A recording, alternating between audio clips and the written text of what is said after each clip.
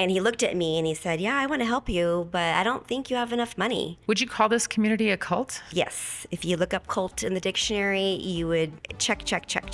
We're going to write a book, and this is how it's going to start. There's usually drinking involved in that too. You just got to keep going. What is this all for? Looking back, what's the point of it all? What is the point of it all?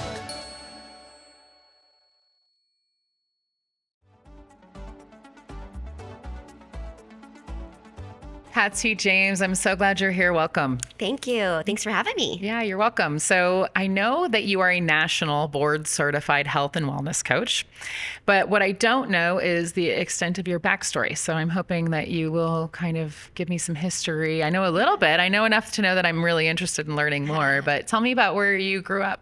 Awesome. Well, I grew up in the Seattle area, Bellevue, Washington.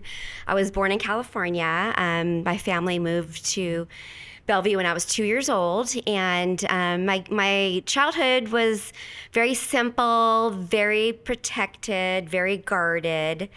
My parents raised me in an environment of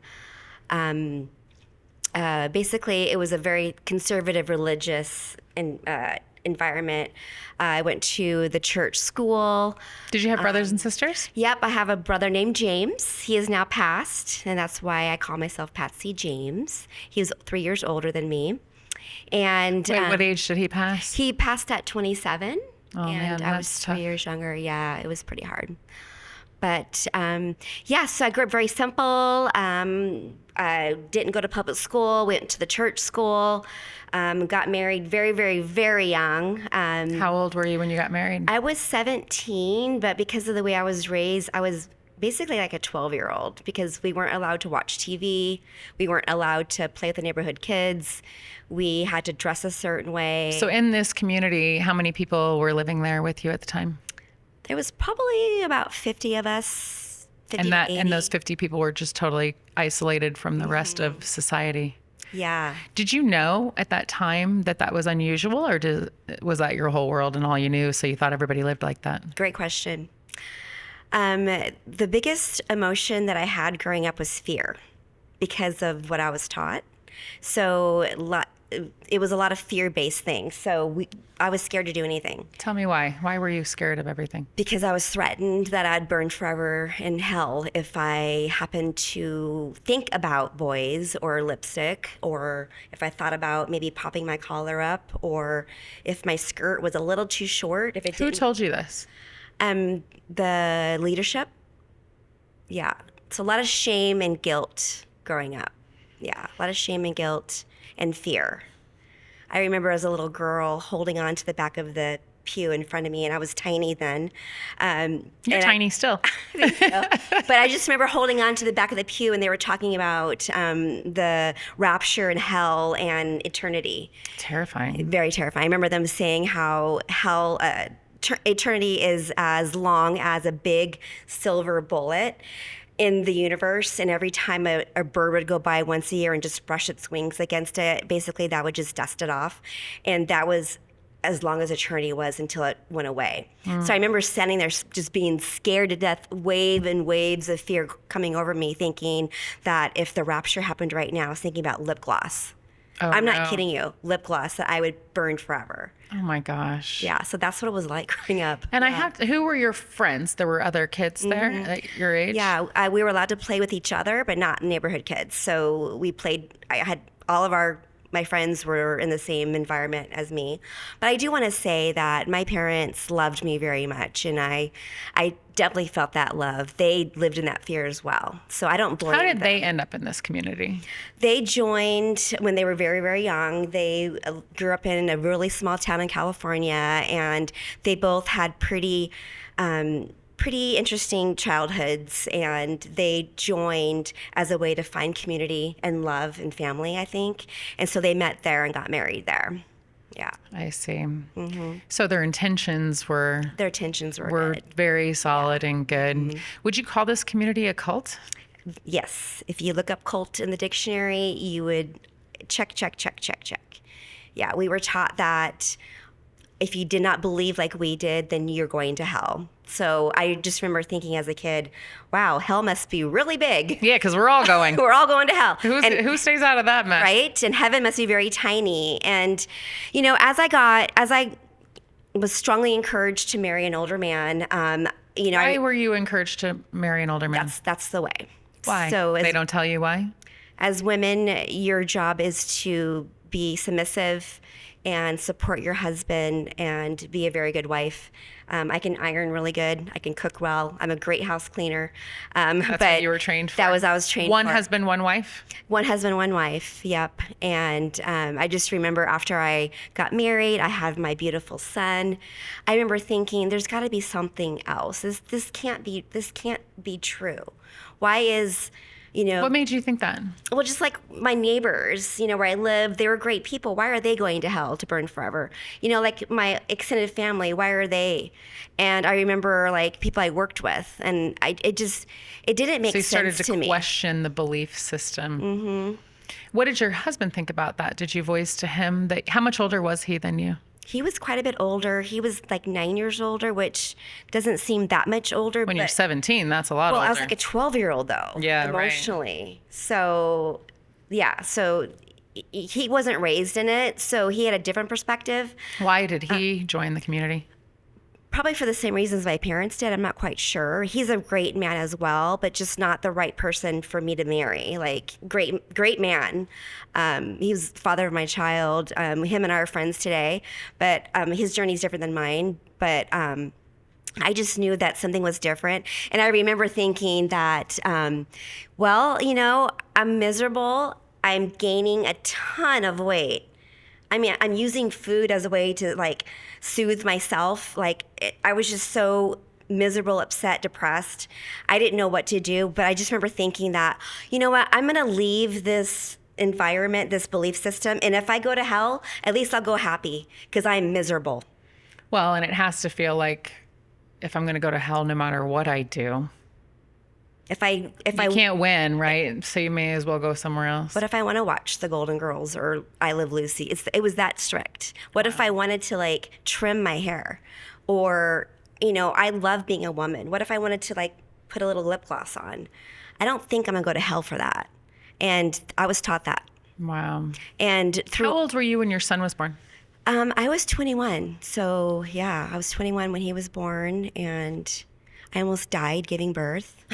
Oh my gosh. And I'm so grateful for him. He's such a blessing in my life. He's such a great young man. He's 34 now. He's married. It's so weird to say that. I know. And just a baby, a blink ago, I'm sure, is what it feels like. Yeah.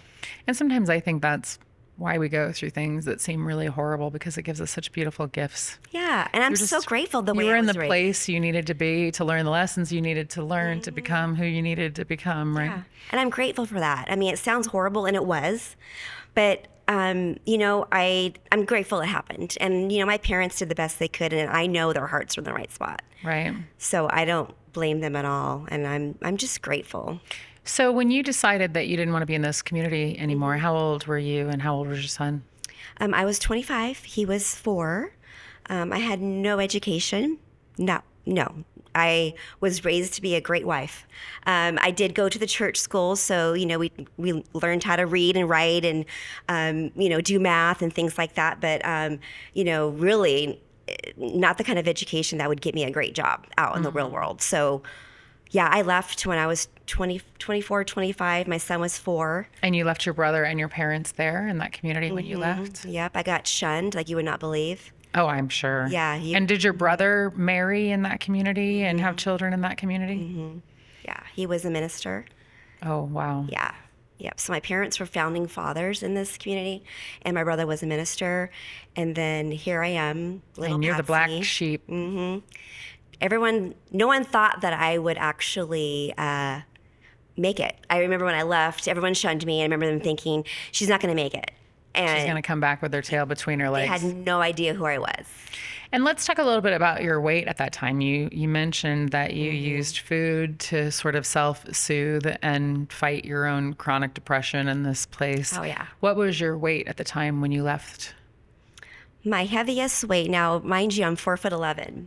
So my heaviest weight was 235 pounds. And we have some photos of that we'll link in the podcast so people can see, but it's just an astounding difference. Your weight then to your weight now. I was literally as round as I am tall. Yeah, right. Yeah, but I was using food as a way to self-soothe because I had it. It was available. They call it the good girl's drug, food.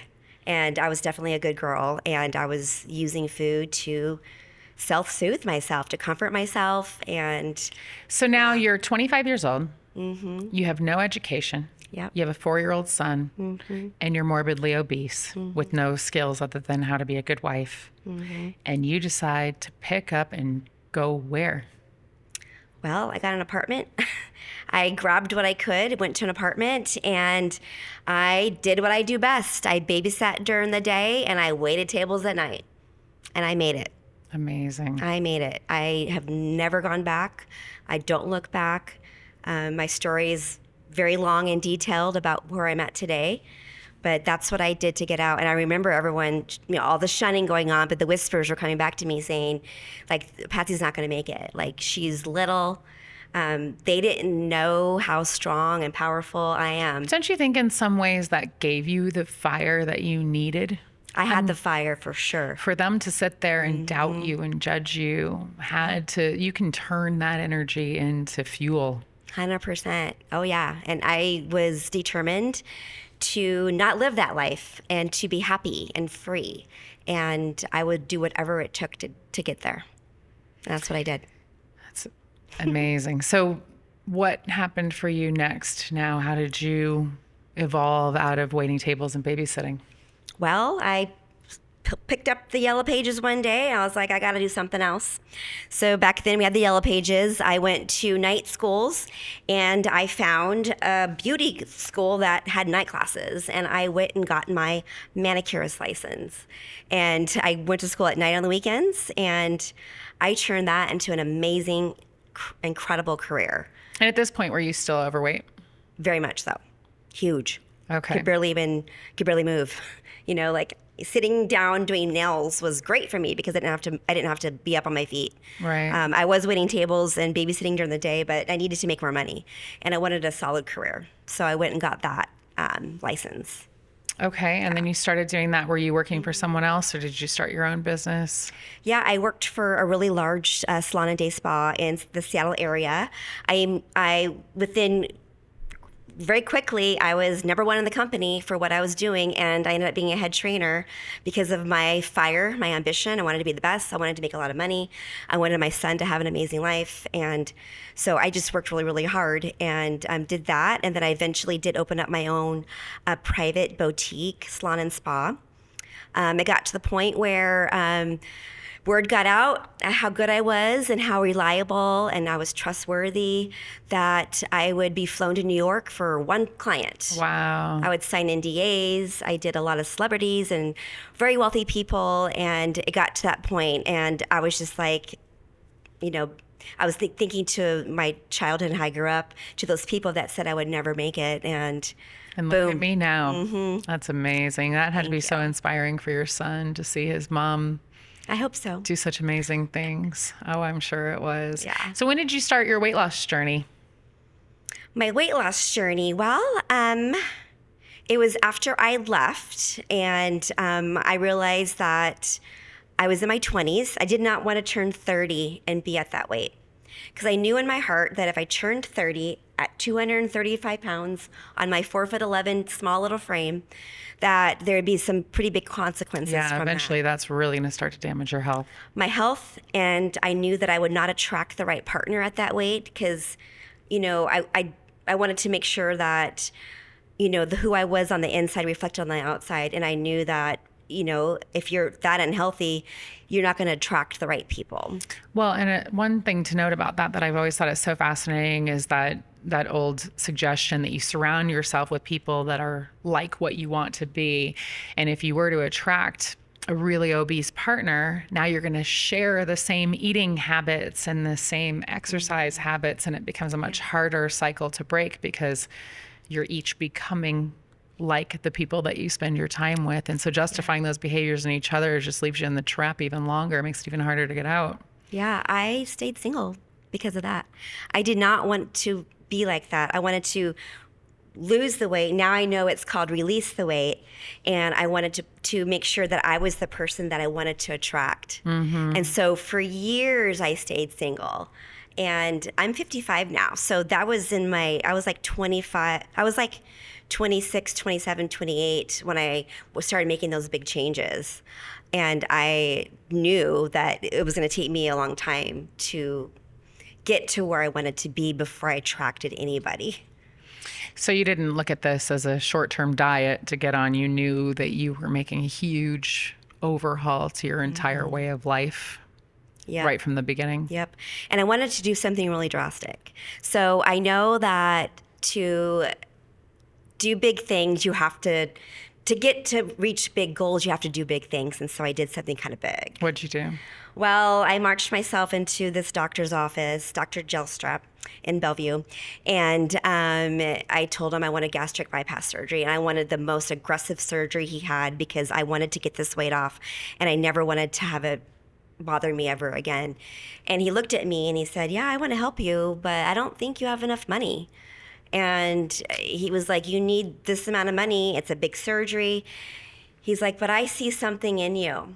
There's something about you. I'll never forget that. He's like, there's something about you, and I want to help you. So this amazing man took the money that I had.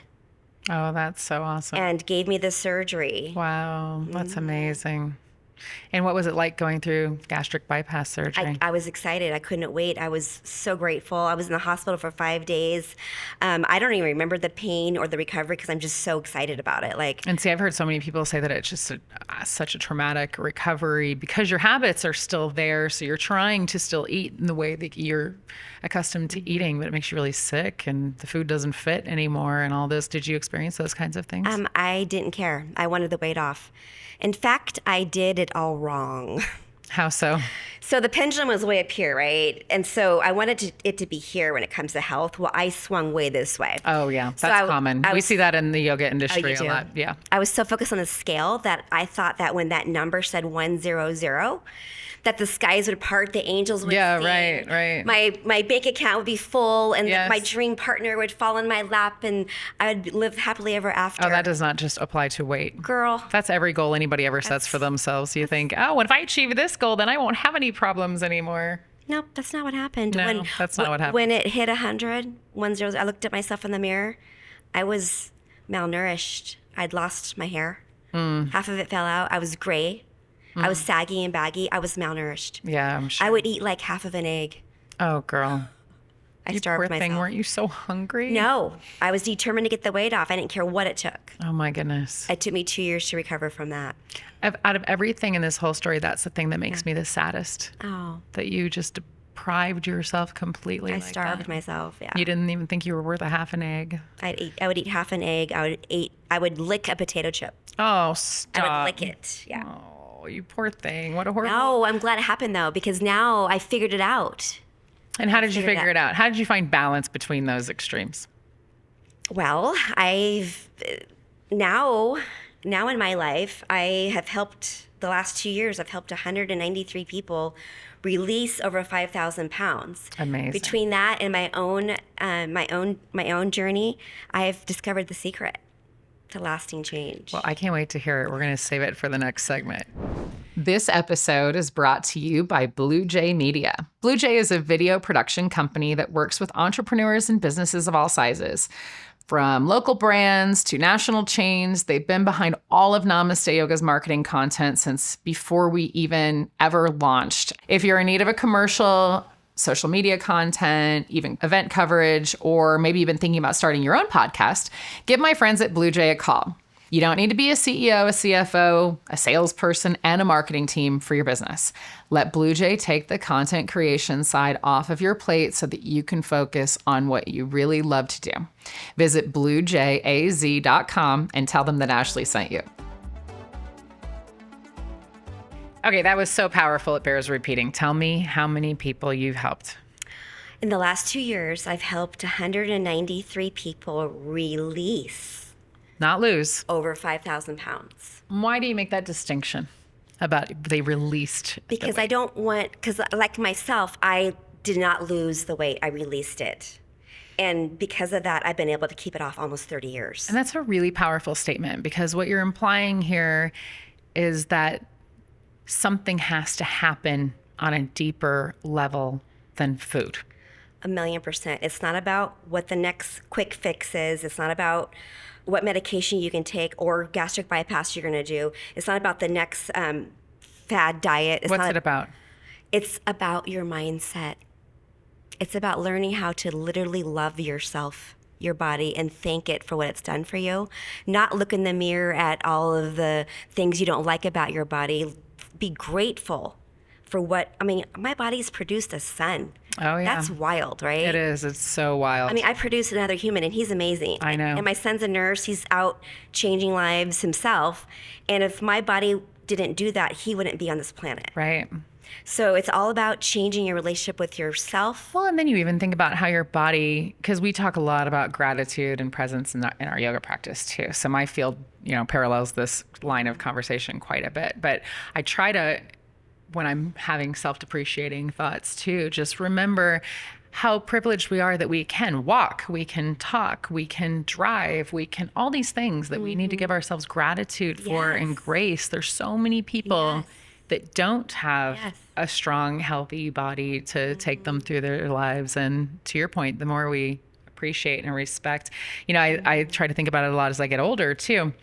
We need to be grateful that we have wrinkles and gray hair. It's a privilege and an honor to get older. Not everyone gets to be old. And so the older I get, the more grateful I get. So anyway. I'm very proud of my age. I'm 55 years old and I own it.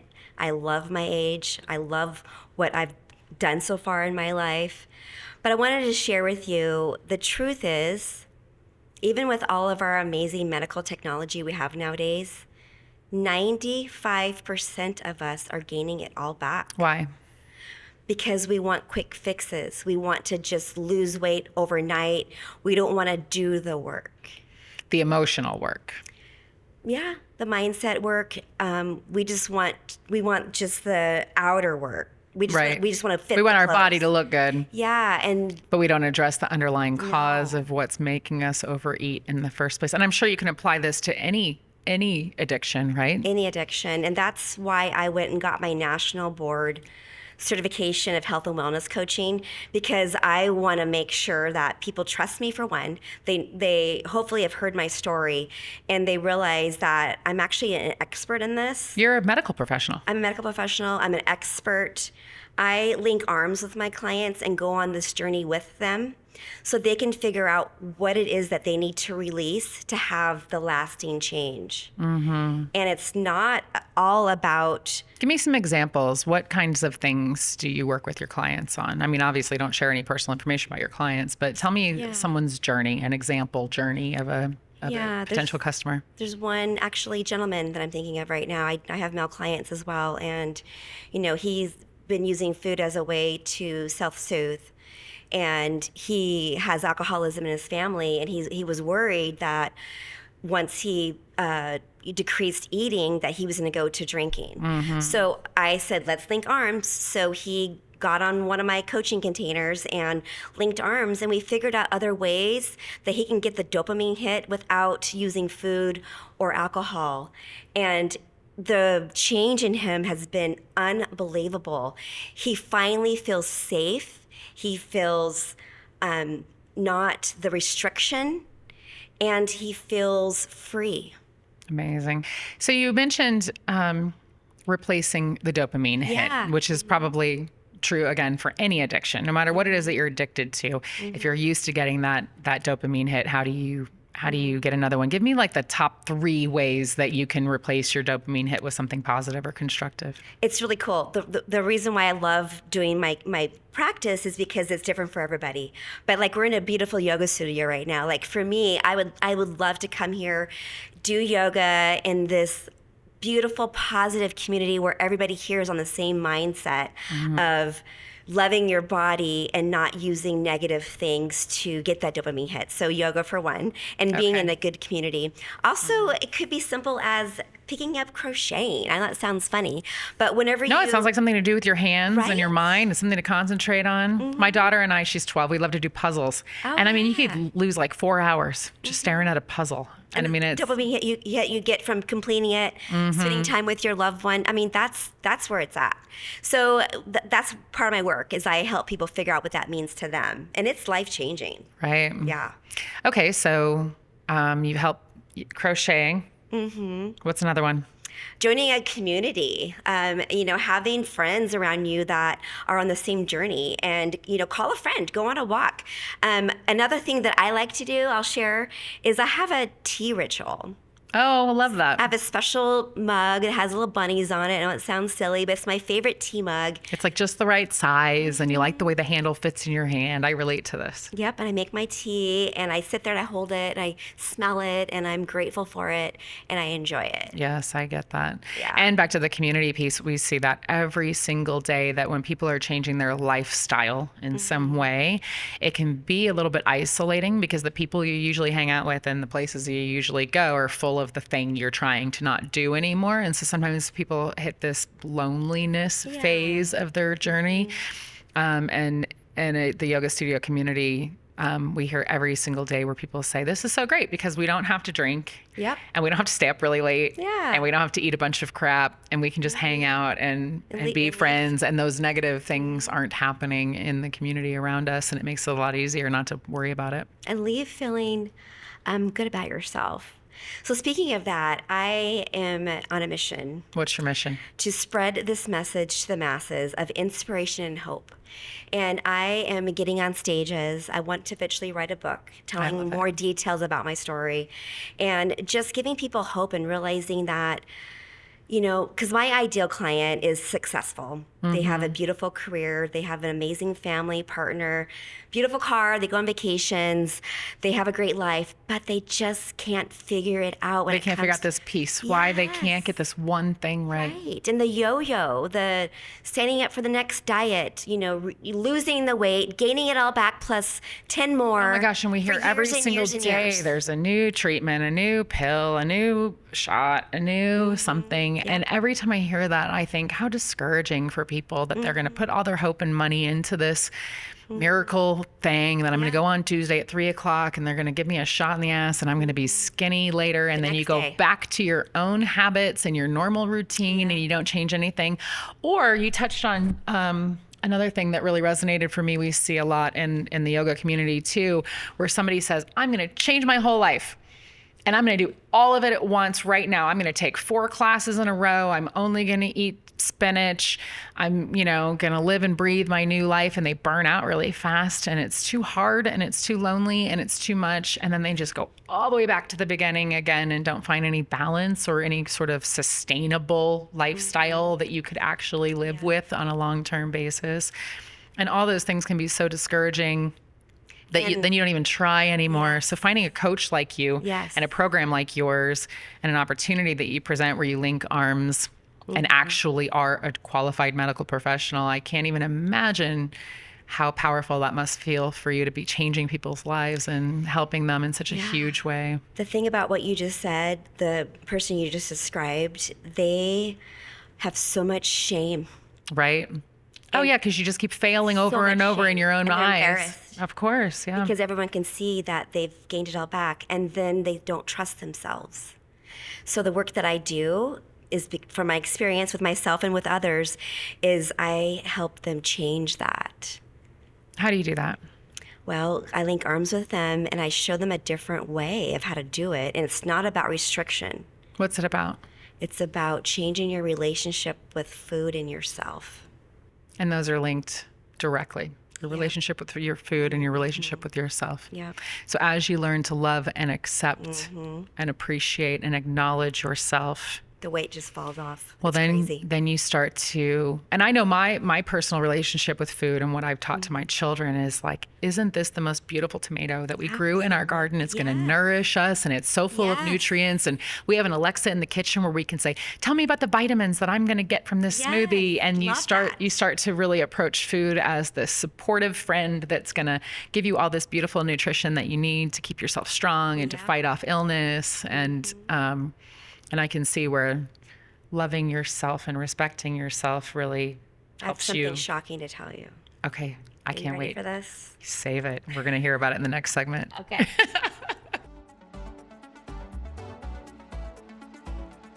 Okay, I can't stand it. What is it? What's the secret? Well, the secret shocker I have, you can enjoy cake. You can enjoy wine. You can enjoy. Well, thank God, because I do. Right? Without shame or guilt. Right. Can you imagine? Can you imagine going to a birthday party or a girls' night out and there's cake and wine and maybe some nachos? Oh, I love nachos. I think we should go for cake and wine and nachos Oh after my this. God, let's do it. Okay. Seriously. And enjoy it without shame and guilt. Okay, Like you sounds can great. literally okay, I'm gonna have the cake. I'm gonna have the glass of wine. I'm gonna have the nachos. Okay, so how do we lose 200 pounds and create this lifelong change and create this healthy community and also eat cake and wine and nachos? Because I need to know. Well, my clients can do it. How do they do it? So basically, it's changing your relationship with food and with yourself. So 80-20 is my rule. 80% of the time, eat food as a way of loving yourself. So the food that you put in is an act of love. Right. But an act of love as well is celebrating with your friends. Right. So what's so funny about this, and this is true, is when you have that true mindset shift and you go to the party and there's nachos, cake, wine, and you get the piece of cake and you have your first bite, it really isn't that good. Those birthday cakes, I was thinking of the It's kinda sheet gross. cake, but I think I'm more like tiramisu maybe, but that actual like Even that. really sugary one. Yeah, whenever you've been treating yourself so good and you eat that, you're like, okay, maybe I'll only have half of it. Right. And the old Patsy would have not eaten it.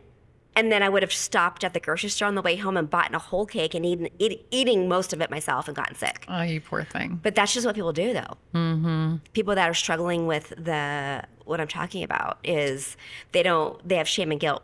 But so if you don't enjoy it, you're going to want it even more. But whenever you change that mindset of food, it's amazing what happens. Yeah, when you deprive yourself and tell yourself you're not allowed to have something, you're of course going to just obsess about it and want it more than you ever did before because it's now forbidden. So I was in a client session just this past week, and my client was saying how she was so excited because she did that. She went to an event, there was cake. She said for the first time in her life, she had a piece of cake. In fact, her partner was like, do you want a bite of my cake? Knowing, because normally she wouldn't take the whole piece. And she's like, I'm gonna get my own. And she told me that he looked at her in shock. And she went and got her own, and she sat there and talked to empowering. people and ate it Awesome. and didn't want to go through the drive-thru on the way home. Because normally she would go through the drive-thru and pick up something that was sugary and bad. Right. Because she did not allow herself to have it. I see. So that was her huge mindset shift over Amazing. I love that. So in a way, the withholding is what actually perpetuates the really bad habits. And by allowing things in moderation, you lose the craving to do the binging. But the thing is the work that I've done with myself and my clients is it's not even a question of I'm going to be moderate with this. They don't actually want it like That's they did amazing. before. So it's not okay, I'm going to moderate myself. I'm going to only have, It's not about scarcity. Yes, it's like, here's the cake. Now, what are you going to do with it? I love myself so much now, and I know that what I put in my mouth is an act of self-love. I'm only going to enjoy maybe 2 bites of it, and I'm satisfied and happy, and I don't really want any more. Truly, Beautiful. truly not want any more. So now that you've been through this amazing journey and you're 55 years old and proud of it and helping people and speaking on big stages and living your best life, when you look back at all the things that you've experienced and all the things you've helped other people with, what have you determined to be the point of it all? The point of it all is to live in the moment, be our best selves, and be free to do what we're called to do on this planet, on this earth. Like, if we're so hung up on food, our weight, things that are holding us back, I'm getting chills. Or fitting into a society that you don't feel like you fit into? Yes, then it's hampering what you're truly called to do, whatever that is. So what are you being called to do? I am being called to spread this message of inspiration and hope to the masses. And I'm talking about living your life fully without shame, without guilt, without restriction, and with confidence, with love, and with truly, truly, truly embodying who you really are and why. And do you want to know what's so beautiful about that? I can see really clearly that you had to grow up where you grew up and marry who you married and have the obesity that you went through in order to become this person. That was all your journey. That wasn't your intended path, so you could become this Patsy that sits here today with that insight to inspire and help other people. Thank you for that. There really is truly a path for us all, and you've found yours. And my goal is to spread this message so that other people can be released as they release extra weight, release self-doubt, shame, so that they can have the energy to do what they're called to do. We all have a journey. We all have a reason why we're here. And it seems to me that when we cloud our energy and our space with all this negative emotion to ourselves, it hampers us from doing what you're called to do. And it's interesting that you bring that up, because one of the most common things that people say to me is like, where do you find all the energy to do all the things that you're doing all the time? And I look back at other places in my life where I was not on my correct path and I didn't feel as energetic. And I think I know what you mean, that you don't have the energy, because I used to not have the energy too. Mm-hmm. I used to sit at my desk and think, oh, I don't want to check these stupid emails. How many more hours are left until I get out of here, and lived for the weekend and all those kinds of things, because I wasn't on the right path and I didn't have that energy. And what you don't know till you know is that energy comes from living a passion project, when you're doing what you really, really love to do, and you're giving back to other people, and you're really following your life's path and working towards your truest goal. Your energy is infinite. I don't even want to waste time sleeping. No, who does that? There's way too many amazing things. Yeah. But I think that's just such a huge gift that you can give to other people through your coaching, is by putting them on the path that gives them that energy, that fuel, that fire to want to go and live their best life. People can become so astounded to learn that they had all that energy inside them all the time. They were just being blocked.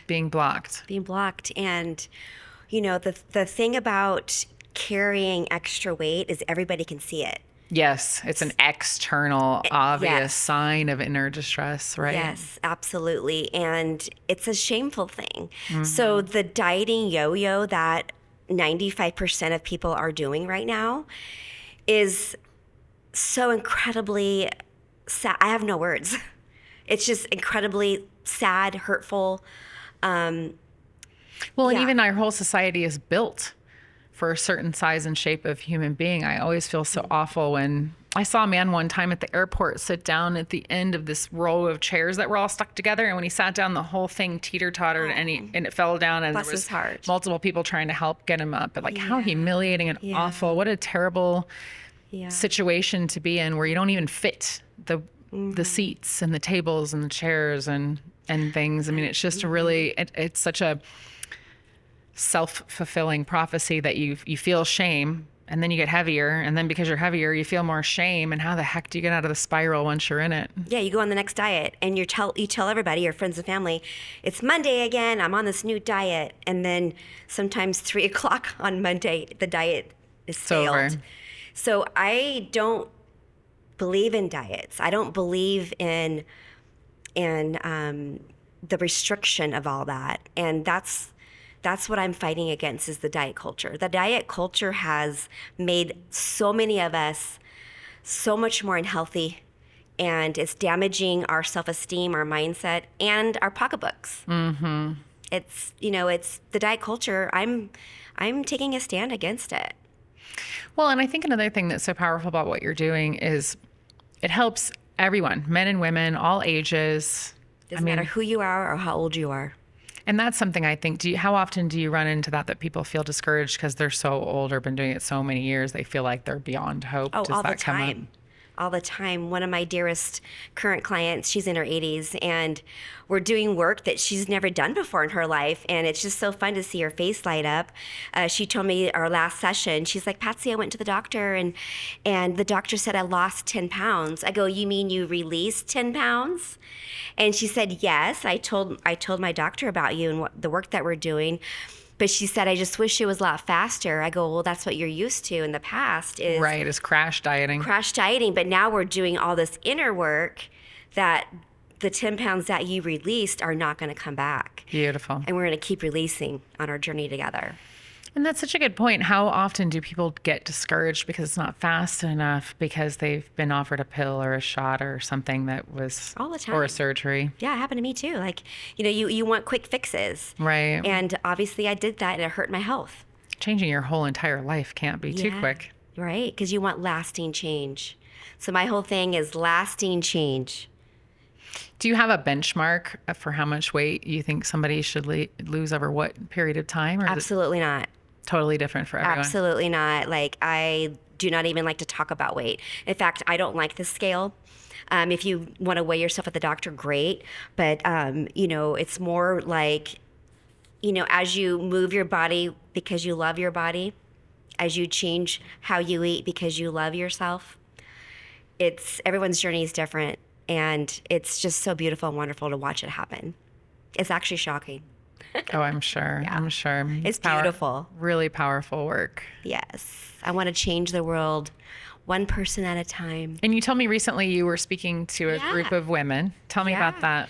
I love being on stage. I love talking because that's the fastest way to get my message out to the masses, my inspiration and hope. So I had the opportunity to speak to a group of preteen girls between 11 and 18 years old. And we talked about this, and it was just wonderful to see their eyes open. And we actually made healthy English muffin pizzas as part of my, Yum. right? And so I showed them a different way, and they liked it. And it's a good point because obesity is really, really increasing in young people. Yeah. Why is that? It's all of the fast food, the quick fixes, the lack of education. Lack of education is a big one, by the way. Yeah. Why does our school system, even our doctors aren't educated in nutrition? You're right. Absolutely. There's such a big void. If you want to know a lot about health and nutrition, you have to self-teach. You have to go looking for that knowledge and information. It's my daughter was adopted out of foster care. And when she was a baby, I spent a lot of time with her biological mom, who was very obese. And I remember her asking me one time, why are you so skinny? And I said, well, I tried to be mindful about what I eat. And she says, well, what do you mean? And I said, well, I just make an effort a lot of the times to choose healthy foods. And she says, how do you know what's healthy? Wow. And I said, well, I didn't even know how to answer the question exactly. Yeah. How do you know it's healthy? Because my parents taught me and I read books about it, but this sweet girl didn't have parents. And so where was she supposed to learn it? And I said, well, I mean, you know that fruits and vegetables are healthy and that soda and chips are not. And she said, how would I know that? Wow. And literally it was such a profound moment for me because I thought, why would she know that if nobody's ever taught her? Yeah.